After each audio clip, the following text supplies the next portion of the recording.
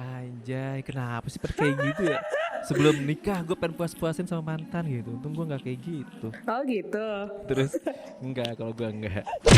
Oh jadi buat ngeyakinin dia itu apa the one, jadi nyokapnya nyuruh dia Iya. untuk ya udah lu pacaran lagi deh sama orang lain terus lu rasain bedanya. Gila juga.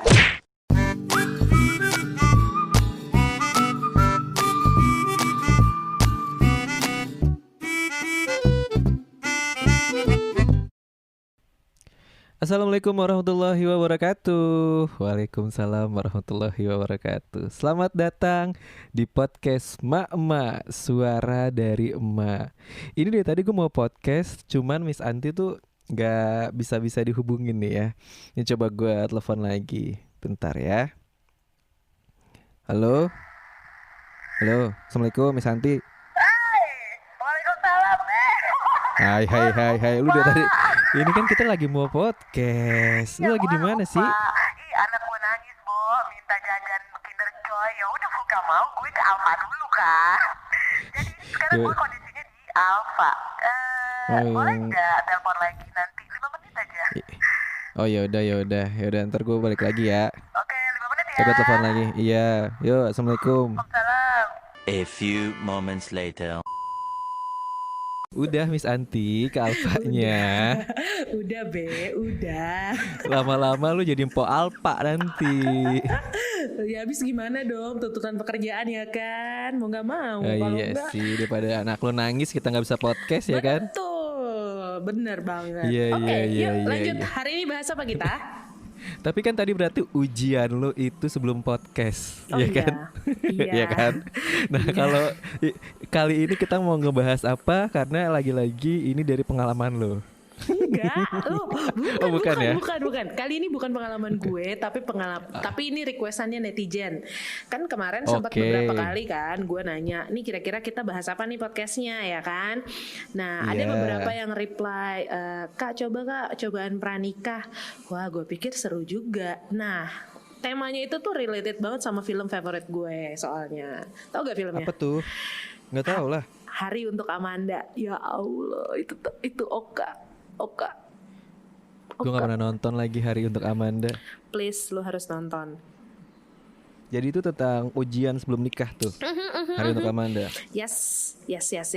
Jadi tuh dia tuh tergoda sama mantannya gitu loh sehari sebelum nikah. Kayak 2 minggu sebelum nikah gitu. Iya. Tapi emang tuh tergoda sama mantan tuh emang paling banyak banget sih sebenarnya. Ujian-ujian sebelum nikah ya nggak sih? Karena mak gue tuh rata-rata tuh pada kayak gitu. Oh iya. Banyak banget nih kayak misalnya mantanku malah lebih sering nemenin chatan pas aku lembur jahit, Pang. Tuh jadi dia pas lagi lembur jahit menuju nikah tuh malah sering chatan sama mantan. Tuh. Terus ada lagi dari Putri lagi. Dia atau mantan kembali sebulan sebelum aku nikah. Padahal udah lost kontak 4 tahun. Kok Gila ya. Kok enggak. Terus. Kok kenapa lu kayak lu ya maksudnya? Enggak. Oh enggak, gue kira karena pengalaman lu kan banyak. Iya. Terus mana lagi nih? Oh ini nih. Mana? Mantan pacar suami gue tiba-tiba mantan pacar suami. Iya. Jadi dia pengen nikah. Mantan pacar si suami itu tiba-tiba datengin ibunya lakinya. Untuk Minta maaf dan ngajak laki gue balikan. Nah lu, buset. terus gue tanya kan, lu tanya ya apa? kan? Gue tanya, maksudnya minta maaf kenapa emangnya gitu? Salah bentar, kata dia begini. Jadi ini dari Ica Raharjo. Apa Jadi katanya kan tuh? tadi kan katanya mantan suaminya minta maaf dan minta balikan kan sebelum mereka nikah. Ternyata dulu tuh mereka putus gara-gara si mantan tuh menghina rumah yang dibeli sama suaminya dia. Gitu. Terus? Jadi suaminya itu awalnya tuh beli rumah buat nikah sama mantannya itu. Tapi mantannya bilangnya macem-macem. sampai ibunya si suaminya dia dengar dan jadi sakit hati karena kerja keras anaknya nggak dihargain. Begitu. Pas udah mau nikah sama si Ica Raharjo, tuh mantan malah minta maaf terus minta balikan. Terus lu itu kalau misalnya gue ya jadi Ica ya. Aduh. Iya. Gue jadi Ica. Gue samperin kali ya si mantan. Maksud lo apa ya? Gitu. Langsung gitu ya emosi lah gila lo gitu. Udah dong. Ini jatah gue, ini rezeki gue. Mau apa lo gitu ya. Kok emosi sih gue? Maaf. Itu kan mama gue ya. Salah satu contohnya tadi mama gue tuh yang mantannya datang lagi gara-gara menghina. Nah, kalau lu deh, sekarang lu dulu. Gue. Kalau mak lu gimana? Mak gue atau gue? Ya, oh iya boleh, lu boleh. Boleh. Mama gue dulu aja kali ya. Ini kalau mama gue sih kali ini cukup beragam nih. Banyak juga yang cerita. Jadi ini tiba-tiba ada yang DM gue. Kalau aku nyokap kudu operasi gede banget. Hampir aja aku akad di RS katanya. Nah ini tapi ya itu kan sakit kan orang tuanya kan. Nah ini malah Fitriyanti Gobel. Wah saudaranya Rahmat Gobel. Wow, halo. Orang kaya. Aduh. Dia bilang sebelum nikah papa meninggal. Gak pernah kebayang nikah walinya bukan papa. Sedih. Ya ampun, ya kan? tetap lebih kuat ya parah kamu. lagi. Iya loh, tetap kuat ya kamu, Fitri. Ini gue lanjut lagi ya ke suara dari mama gue ya. Oh iya lanjut dong. Ini ada dari Mbak Wulan Permono nih. Hai Mbak Gue Wulan. hampir batal nikah karena terpengaruh keluarga besar gue yang meragukan keseriusannya. Wow. Udah dikit lagi nikah, katanya gue kan ngobrol kan, katanya udah dikit lagi nikah, tapi Pak D budenya itu ngerasa si calon suaminya ini pekerjaannya kurang bergengsi. Oke. Gitu. Akhirnya si suami resign, terus jadi dosen, sempat diraguin juga, tapi akhirnya alhamdulillah diterima sama keluarganya. Gitu. Gila ya. Gue mah kalau gue jadi calon suami gitu ya, kok diragukan gitu ya udahlah nggak jadi aja. Kok lu gitu sih? Mana berjuangnya nih? Ada lagi, bentar.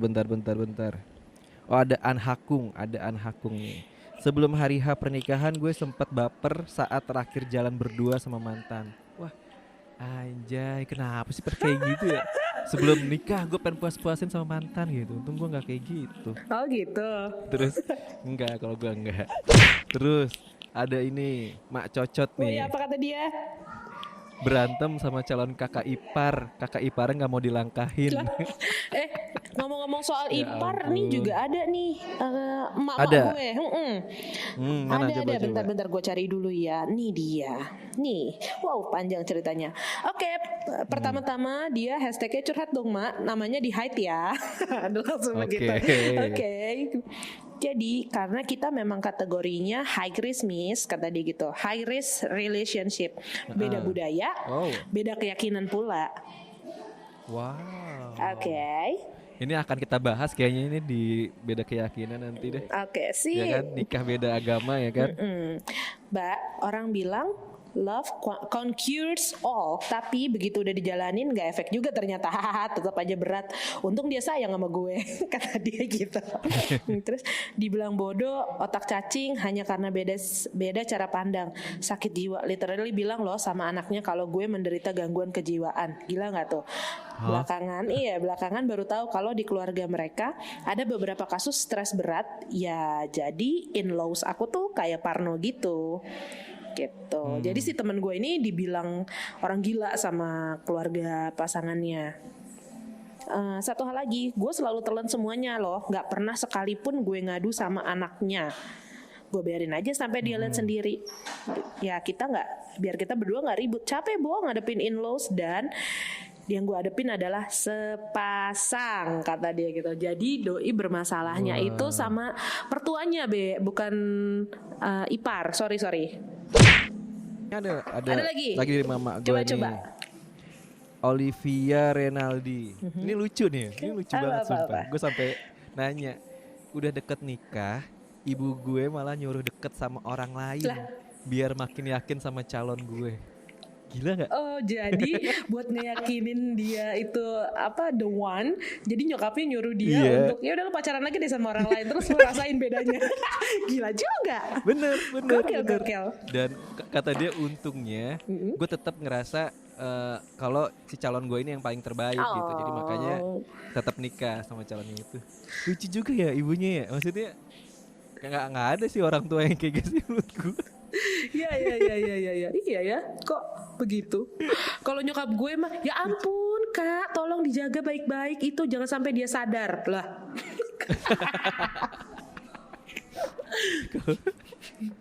Kalau dulu ayah gue pas gue ngenalin bini gue kan ke keluarga, pinter kamu dapatnya yang lebih tinggi gitu. Memperbaiki keturunan ya.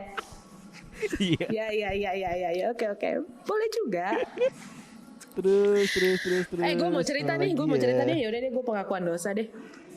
Oke. Satu lagi deh sebelum pengakuan dosa. Yaudah, gue gak jadi pengakuan dosa deh. Dari mama gue nih. Ini unik juga. Iya, mana. Namanya Febriani Lucky Amelia.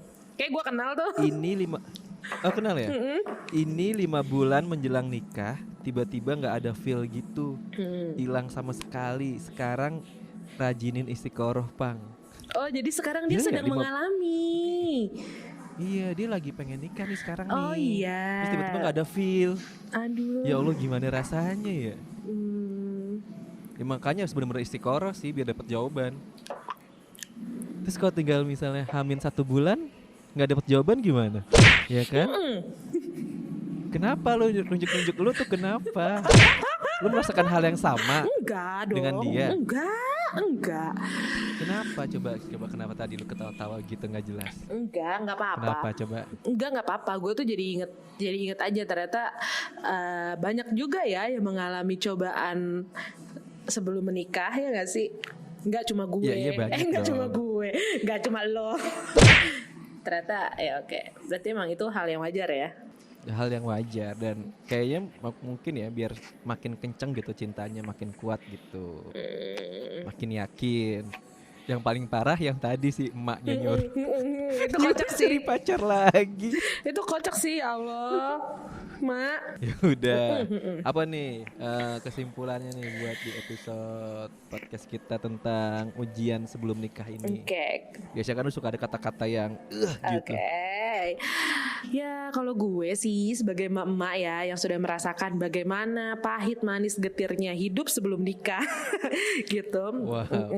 Jadi pesannya adalah yang namanya mau nikah itu adalah ibadah yang paling lama karena berlangsungnya seumur hidup ya nggak sih? Seumur hidup. Yang pasti ujiannya juga pasti berat gitu. Kalau memang di hati lo sudah yakin, kalau memang di hati lo sudah tahu dia the one, ya udah go ahead, nggak usah lah tergoda sama yang lain, percuma ya. Apaan lagi? Iya. Tahu gue hari ini kenapa ya lagi ini amat sih kayak gloomy gitu, nggak seceria. Udah gitu doang tadi kesimpulan lo. Iya. Kalau gue intinya setiap kita mau melakukan ibadah apapun itu pasti ada aja setan yang ganggu ya kan. Lu mau sholat misalnya, setan bikin lu males, bikin lu ngerasa antaran dulu aja gitu. Apalagi ini ibadah yang dilakukan seumur hidup yang tadi lu bilang. Makanya pasti setannya, godaannya lebih gede. Nah manusia paling lemah biasanya sama hati kan. Nah makanya yang diserang hatinya. Makanya kalau nggak mantan, keluarga ya kan. Kalau nggak apapun itulah pokoknya menyerang hati supaya tergoyahkan gitu. Keren. Ngomong-ngomong lu pernah nggak jadi godaan orang mau nikah? Nah